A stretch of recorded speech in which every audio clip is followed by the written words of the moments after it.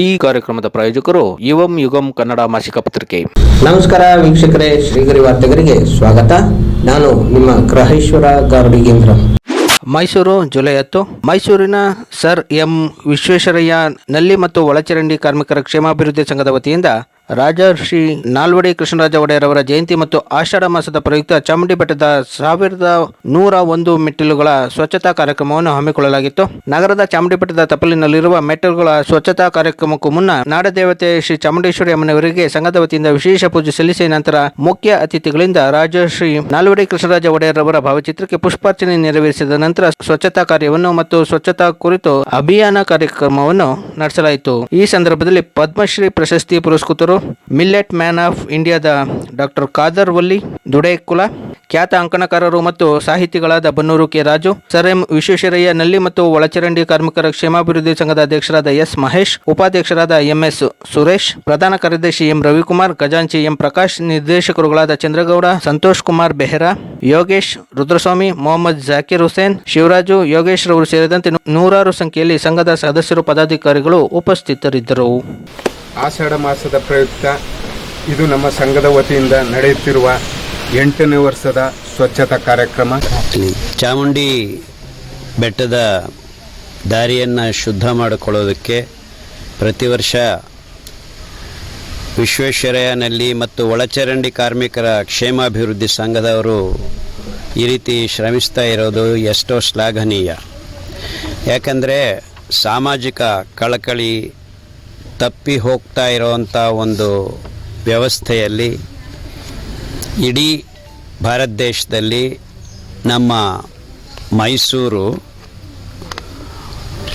ಎಲ್ಲ ನಗರಗಳಿಗಿಂತ ಸ್ವಚ್ಛವಾದ ನಗರ ಅನ್ನುವ ಒಂದು ಹೆಸರು ಮಾಡಿಕೊಂಡಿರೋದು ನಮ್ಮ ಮೈಸೂರಿನಲ್ಲಿ ಈ ರೀತಿ ಸಂಘಗಳು, ಮುಖ್ಯವಾಗಿ ಒಳಚರಂಡಿ ಕ್ಷೇಮಾಭಿವೃದ್ಧಿ ಸಂಘದವರು ಈ ಸಾಮಾಜಿಕ ಕಳಕಳಿಯನ್ನು ಅಚ್ಚುಕಟ್ಟಾಗಿ ನಿರ್ವರ್ತನೆ ಮಾಡ್ತಾ ನಮ್ಮ ಚಾಮುಂಡಿ ಬೆಟ್ಟ, ಚಾಮುಂಡಿ ತಾಯಿ, ಈ ದೇವಸ್ಥಾನ, ಈ ದಾರಿ, ಇದು ಇಡೀ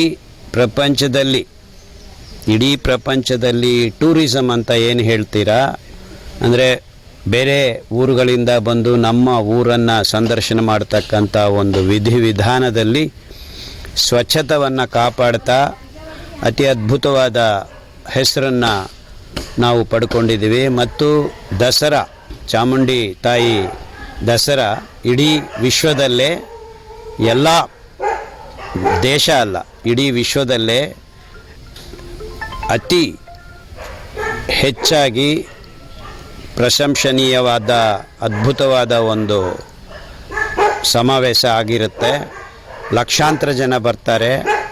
ಅಂಥ ಪರಿಸ್ಥಿತಿಯಲ್ಲೂ ನಮ್ಮ ನಗರ ಸ್ವಚ್ಛತೆಯನ್ನು ಕಾಪಾಡಿಕೊಳ್ಳೋದಕ್ಕೆ ಮತ್ತು ಈ ರೀತಿ ಸಂಘಗಳಲ್ಲಿ ಸಾಮಾಜಿಕ ಕಳಕಳಿಯನ್ನು ತೋರಿಸ್ತಾ ನಮ್ಮ ನಗರವನ್ನು ಇಡೀ ಪ್ರಪಂಚಕ್ಕೆ ಎತ್ತಿ ತೋರಿಸ್ತಾ ಇರೋ ಒಂದು ಕೆಲಸ ಕಾರ್ಯಗಳು ನಮ್ಮ ನಗರದಲ್ಲಿ ನಡೀತಾ ಇರೋದು ನನಗೆ ಎಂತೋ ಖುಷಿ ತರುತ್ತೆ. ಸೊ ನಾವೆಲ್ಲರೂ ಸಾಮಾಜಿಕ ಕಳಕಳಿಯಿಂದ ಜೀವನ ಮಾಡಬೇಕು ಅನ್ನೋದಕ್ಕೆ ನಿಮ್ಮ ಸಂಘದವರು ನಮ್ಮ ಮೈಸೂರಿನ ಒಂದು ಅದ್ಭುತವಾದ ಈ ಹೆಸರನ್ನು ಮುಂದಿಟ್ಟುಕೊಂಡು ಪ್ರತಿ ವರ್ಷ ಕೆಲಸ ಮಾಡ್ತಾ ಇರೋದಂತೂ ಅದ್ಭುತ. ಈ ವಿಷಯವನ್ನು ನಮ್ಮ ನಗರ ಪಾಲಿಕರು ಮತ್ತು ರಾಜಕೀಯ ನಾಯಕರು ಗಮನಿಸಬೇಕು. ನನಗೆ ಖುಷಿಯಾಗಿದೆ, ನೀವು ಈ ರಾಜಕೀಯ ನಾಯಕರನ್ನ ಯಾರನ್ನೂ ಕರೆಸಿಲ್ಲ ಇಲ್ಲಿಗೆ. ಕೆಲಸಗಳು ನಾವು ಮಾಡ್ಕೋಬೇಕು ಅನ್ನೋದು ಅತಿ ಮುಖ್ಯವಾದ ಅಂಶ. ನಮ್ಮ ಜವಾಬ್ದಾರಿ ಇದು. ನೀವು ಮಾಡಿ ತೋರಿಸ್ತಾ ಇದ್ದೀರಾ, ಅದಕ್ಕೆ నాకు ತುಂಬ ಖುಷಿಯಾಗಿದೆ. ಸ್ವಚ್ಛತೆ ಇಲ್ಲದೆ ಅಲ್ಲೇನೂ ಆರೋಗ್ಯ ಇರೋದಿಲ್ಲ.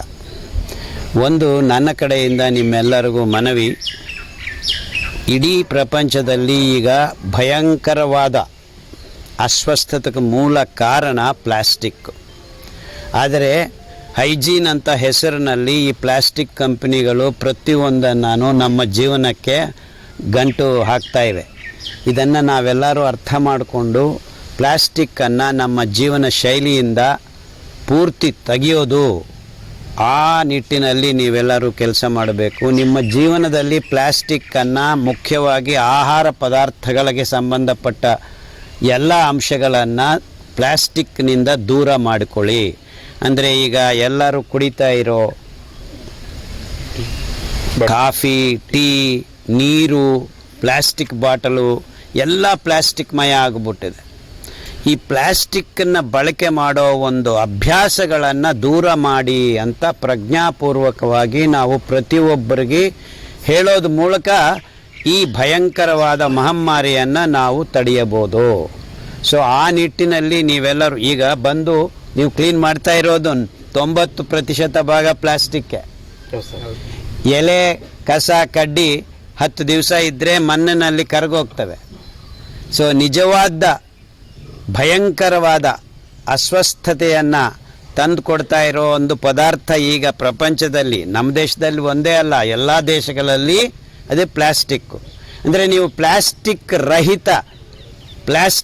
ರಹಿತ ನಗರವನ್ನು ನಾವು ಯಾವಾಗ ಕನಸು ಕಂಡು ತಯಾರು ಮಾಡ್ತೀವೋ ಆವಾಗಲೇ ನಿಜವಾದ ಸ್ವಚ್ಛತೆ, ನಿಜವಾದ ಆರೋಗ್ಯ.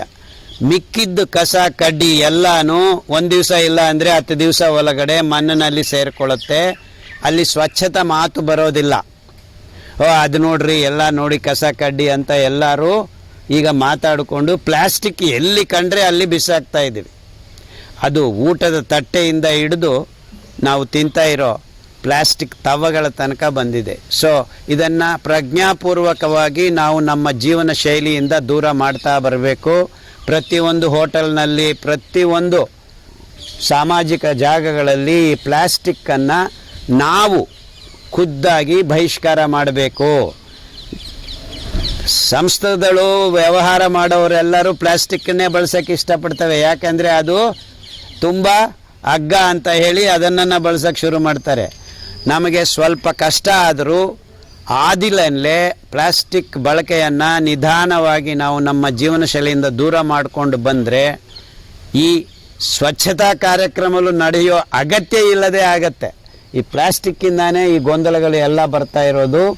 ಪರ್ಯಾವರಣಕ್ಕೆ ಎಷ್ಟು ಮೋಸ ಮಾಡ್ತಾ ಇವೆ ಅಂದರೆ ಎಲ್ಲ ಜೀವಿಗಳಿಗೂ ಕ್ಯಾನ್ಸರ್ ಬರ್ತಾ ಇದೆ ಪ್ಲಾಸ್ಟಿಕ್ ಇರೋದರಿಂದ. ಎಷ್ಟು ಮಟ್ಟಕ್ಕೆ ಆಗ್ತಾ ಇದೆ ಅಂದರೆ ದಕ್ಷಿಣ ಧ್ರುವದಲ್ಲಿದ್ದ ಪೆಂಗ್ವಿನ್ ರಕ್ತದಲ್ಲಿ ಈ ಪ್ಲಾಸ್ಟಿಕ್ ಕಣಗಳು ಕಂಡು ಬರ್ತಾ ಇವೆ. ಇದು ಭಯಾನಕವಾದ ವಿಷಯ.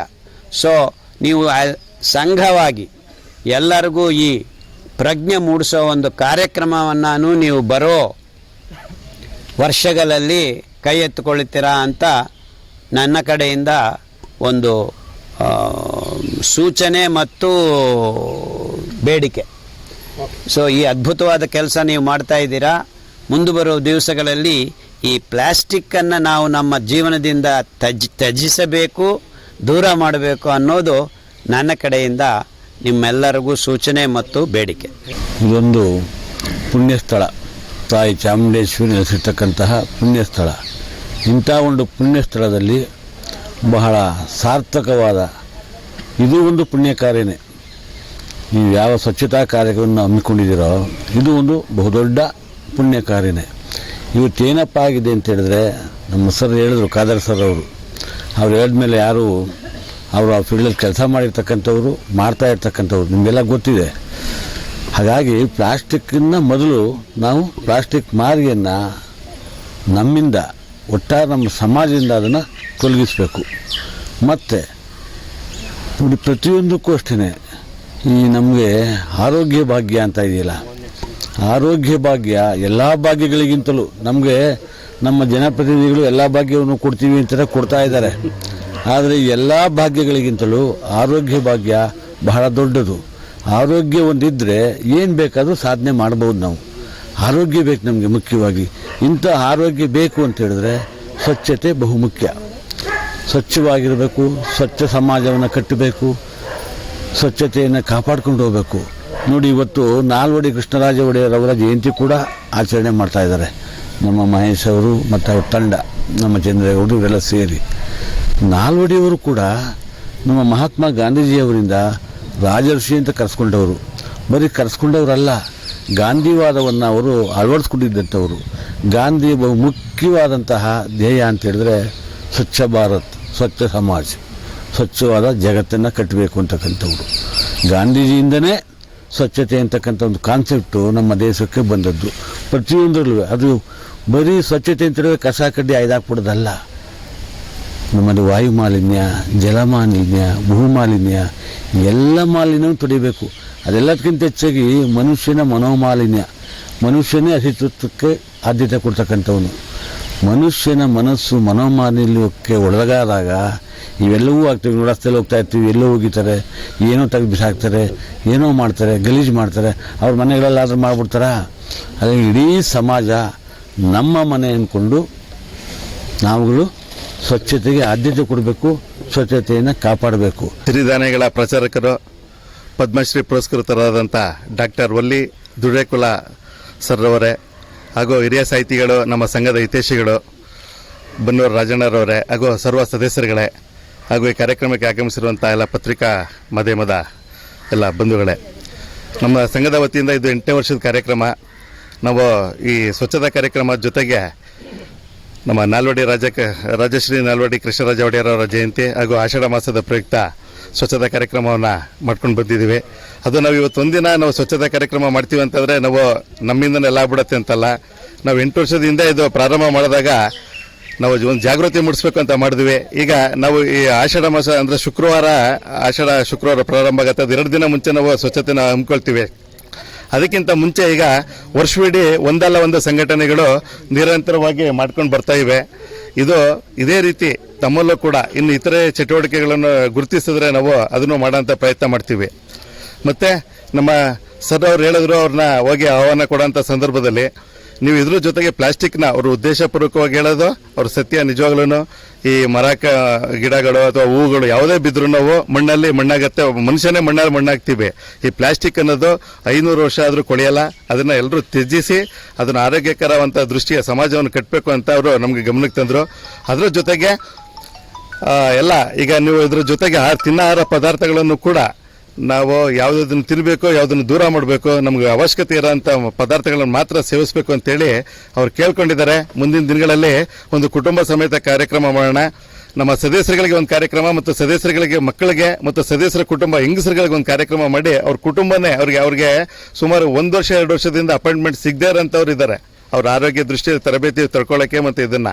ಆದರೆ ನಮ್ಮ ಕೂಲಿ ಕಾರ್ಮಿಕ ಸಂಘಟನೆ ಅಂತ ಅಂದ್ರೂ ಕೂಡ ಅವರು ಎಲ್ಲ ಕಾರ್ಯಕ್ರಮಗಳನ್ನು ಬದಿಗೊತ್ತಿ ನಮಗೆ ಸಮಯ ನಿಗದಿ ಮಾಡಿ ನಮ್ಮ ಈ ಕಾರ್ಯಕ್ರಮಕ್ಕೆ ಬಂದಿದ್ದಾರೆ ಅಂತಂದರೆ ಕೂಲಿ ಕಾರ್ಮಿಕರ ಮೇಲೆ ಅವ್ರಿಗೆ ಇರೋಂಥ ಒಂದು ಮಮಕಾರ ಅಥವಾ ಒಂದು ಅಭಿಲಾಷೆಯನ್ನು ನಾವು ಇಲ್ಲಿ ಕಾಣ್ಬೋದು.